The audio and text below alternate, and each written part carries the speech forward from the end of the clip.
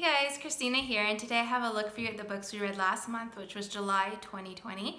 If you're new here, we have 5 children between the ages of 3 and 12, and we're a homeschooling family, so we typically read and listen to a lot of books.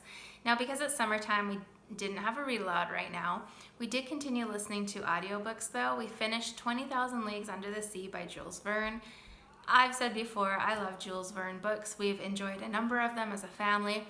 And this one too was no disappointment. It's so good at giving so much like scientific information and information about the world around us, but in a conversational way. It is harder language, but that's always great for children to hear those challenging words and new vocabulary. So it's a story we all love. It's about how do I describe it without ruining it if you haven't read it? There's a monster that has been attacking boats, and this group of people go to try and find it, and it's the story of what kind of happens after that. I guess that's all I can say. Just listen to it or read it. It's really good. Then we moved on to The Bark of the Bog Owl by Jonathan Rogers. This was a pretty short book that we listened to. You know, I'm not sure about this book. Some of it was really good. Like, it was good to listen to. It was funny at different parts, but I kind of felt like the story itself was a little bit disjointed. Kind of like it needed more details in some parts and just had too many details in another part and didn't quite connect. My kids enjoyed it. They are asking to listen to the next book because it's a 3-book series. So we probably will, but I'm not sure, maybe like 3.5, maybe 4 out of 5, just because it did have funny parts in it, but kind of odd. And my family really liked where they talked about the Fijis because my husband is Fijian, and it always sounds like they were talking about him, which there were just some jokes around that. It was funny. So then moving on to my kids. So my 12-year-old, he's been reading the Narnia series, and he read The Voyage of the Dawn Treader. I've never read these books actually. They're ones that just have never appealed to me, so I've never read them. But he's been reading that. This is book 5. That's the one he's been reading. He also read a lot of Percy Jackson, Archie comics. All my kids love comic books. My 11-year-old read Fu and Ching by Phyllis Ayer Soares. This is one of the Good and the Beautiful books. It says, as young orphans living in a remote Chinese village, Ching and her brother Fu escape their cruel caretaker and embark on a perilous journey of survival. When the children are taken into a luxurious home by their father's cousin, they hope for a new beginning. While they both find themselves surrounded by kindness, Ching does not share the same opportunities as her brother.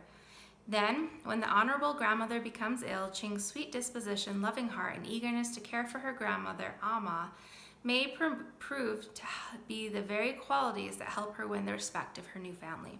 So it's set in the 1800s in China. This is what it looks like. It's quite a short book, and it's a level 7. He said he liked it quite a bit. I think we're going to be reading this actually in the coming school year, so he really enjoyed that book. And then all my kids, but especially my 11 and my 9-year-old, they've got all the, these are the books that are the other way. The Pokemon books, which is the front. These are the ones that like open the wrong or the different way.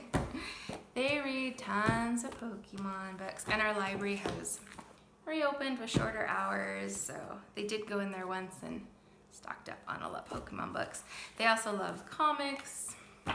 There's so many comic books. Garfield, Baby Blues. I mean, I think they keep all the comic books at our library system there because they take them out so much. So all of those. So then my 9-year-old, he also read, I don't have it here, a number of the Hardy Boys books. He's really enjoying that series. I think he said he read 5 of them this month, so he quite likes them. He also read Encyclopedia Brown Super Sleuth. So that kind of mystery book he's really into right now. And then my 6-year-old, she read this book here, A Wolf in the North Woods by Heather Horn. This is from the Good and the Beautiful library. It's a level 2.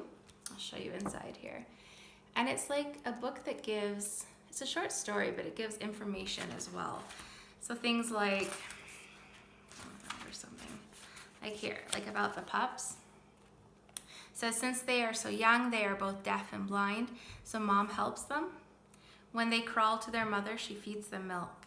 It will be 2 weeks until they can see. So she's learning facts about wolves, but a story at the same time, and beautiful artwork. Good and Beautiful always has gorgeous artwork. She really liked that one. She's read a lot of early readers, ones just over and over again that she really likes. So then that brings me to me. So I finished reading Freckles by Jean Stratton Porter. This is Good and the Beautiful's level 11. It's the clean language version that they put out. And I mentioned a bit last month, I think, but I enjoyed it. You know, it's one of those stories about finding out who you are and kind of the things we tell ourselves about who we are and what we believe based on what we tell ourselves. It is a slower story. It is a little bit of a romantic story.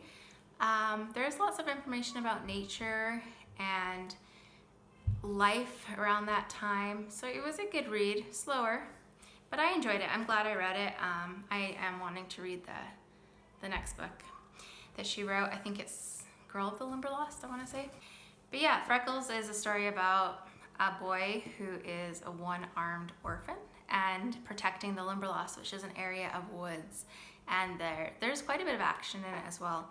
So that's that book. The next book that I read was Every Note Played by Lisa Genova.